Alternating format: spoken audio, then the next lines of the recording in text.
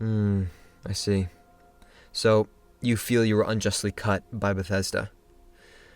On a scale from 1 to 10, how angry does this make you feel? Oh my. I'll just put above 10, then. Let me ask you. When you were cut, what did you experience? Oh my. Wow. I think I just threw up a little bit. I didn't realize his cybernetic arm could fit up there. Well, let me tell you something.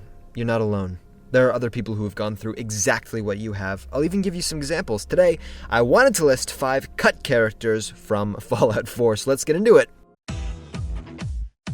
Starting off with number 5, we have Patches. He was going to be a weapons merchant and chems vendor in the combat zone. And actually this would have fit very well because, in case you didn't know, the combat zone was going to be this big fighting arena where you could progress through it. Not all the raiders here were going to be hostile, and I assume the more fights you won, the more respect these raiders would have for you. This would probably include the kind of weapons and armor that you'd be able to buy off of Patches. You know, once you won a certain amount of fights, he'd be able to give you unique items that you might not be able to find anywhere else. Now, I did try pickpocketing him, as well as just killing him to see if we could get a sneak peek of what these might have been, but no, unfortunately, he just had normal raider items. Like, how cool would it have been to get cage fighting weapons? You know, like a long chain that you can use as a whip. You swing it to the side, and it just hits multiple people across their stomach. That'd be sweet. Also, where does Patches get his name? I assume it's indicative of the kind of armor that raiders wear. It just seems to be a bunch of different parts all patched together, so that's probably it. However, his skin is also very dirty and patchy. I don't know. Kind of looks like he's been crawling around the sewers with the rats. And the resemblance there is uncanny. Number 4, we have Old Man Billy, and if you spawn him into your game, you'll see that he's wearing the exact same outfit as Desdemona from the Railroad. So this either means that he was going to be another member of the Railroad, and this outfit is just a placeholder to determine what faction he was going to be from, or that he was originally going to be the leader of the Railroad instead of her. Now, okay, given the extensive amount of dialogue that was recorded for her and not for him, I would say that him being the leader was probably not the case, but who knows? Maybe Old Man Billy was going to be her father. Wait, or maybe her lover. Does that mean? How old is Desdemona? Well, that doesn't mean I can't ask her that. I'm just so bad at guessing people's ages. I don't even know how old my own son is. Anyway, okay, no matter what his affiliation is, this man is a major grump. You thought Dr. Carrington didn't like you very much. This guy won't even speak to you. You walk up and try to talk to him, and he just keeps turning his back on you, pouting. He's so passive-aggressive.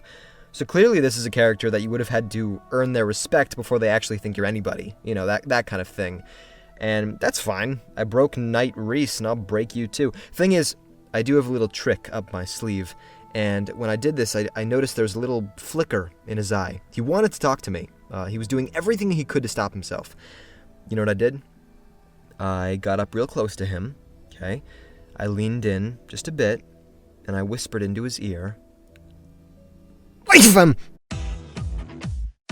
Number 3, we have Victor. Victor is a super mutant, and I do have to say, I love when super mutants have, like, really normal names. like instead of Deadeye and, Rage, you have John, Steven, and now Victor. See the kind of fun we've already missed out on? No, but Victor was going to be found at the Shaw High School. Already this place is teeming with super mutants.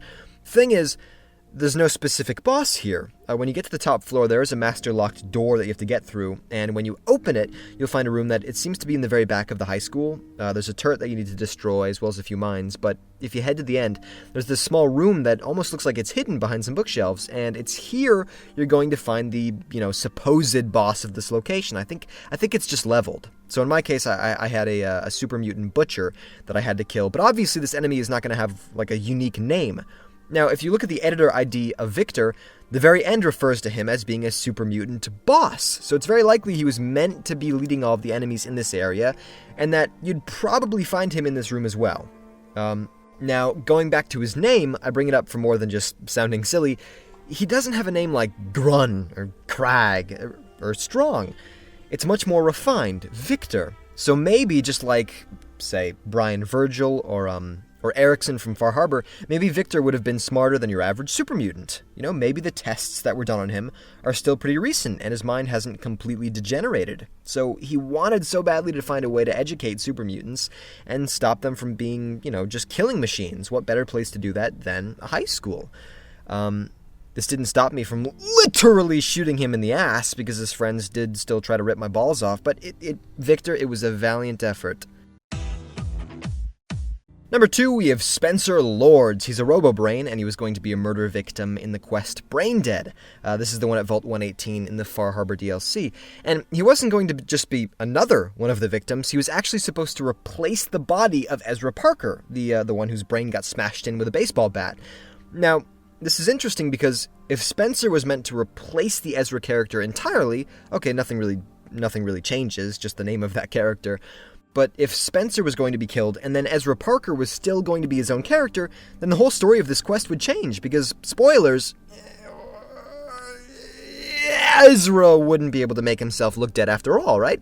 So maybe instead of Ezra killing Juliana, he killed Spencer instead, or maybe someone else killed him, who knows?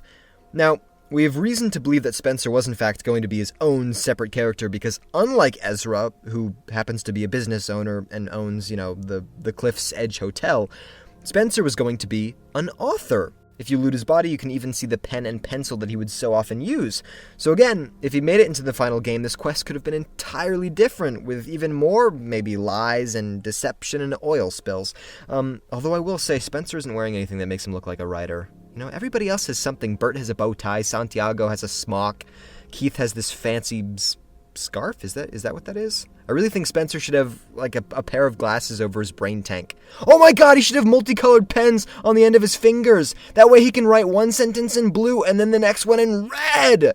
And quickly before number 1, we have an honorable mention, and that is Junkyard. He was supposed to be a raider, and he smells like a junkyard. He looks like a junkyard. I think this is the kind of guy who looks like he's been touching mole rats inappropriately. And number 1, we have Dolly Madison. She was going to be either a friend or a girlfriend of Hancock. This is hinted at because her editor ID is R.E. Hancock Friend. And I get the feeling Hancock would want to be more than just friendly acquaintances, so let's say she's his girlfriend. And actually, I thought that was perfect. I looked at her and thought, well, she's a ghoul, he's a ghoul. They want to show the world 2 ghouls can still love each other. That's fine, that's great. Thing is, that's just dirt on her face. She's just really dirty. At least I think. I'm looking right at her. It doesn't look like she has any radiation marks anywhere else. So I think that's just dirt.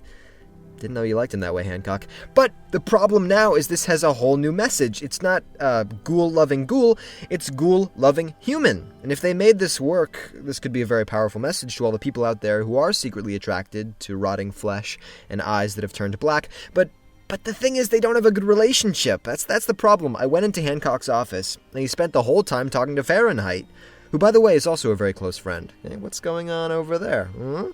So he totally ignored Dolly, didn't even care when I intervened. I tried flirting with her, sharing the couch, making small talk. Hey girl, what's with the dirt? Did you find my heart over in that dumpster? And Hancock didn't even bat an eye. Okay, let's take it up a notch then. I smashed her over the head with a bat, and he just kept smoking. Yeah, these are not good signs, okay? To all the women out there, if your man ever says, hey, I'll be back in a few weeks, the sole survivor and I are gonna explore the Commonwealth to, like, make it more safe, maybe find some cool armor, you better believe they are hooking up in skimpy clothing. And there you have it, 5 cut characters in Fallout 4. If you enjoyed the video, please like, comment, and subscribe. And down below, please tell me, would you have liked these characters to still be in the game? Alright, thank you very much for watching, and please, if you know someone who's been cut from a game, have them get help. Let them know that they're not alone. This has happened many times before, and, by the looks of it, it's not over just yet. Stay strong.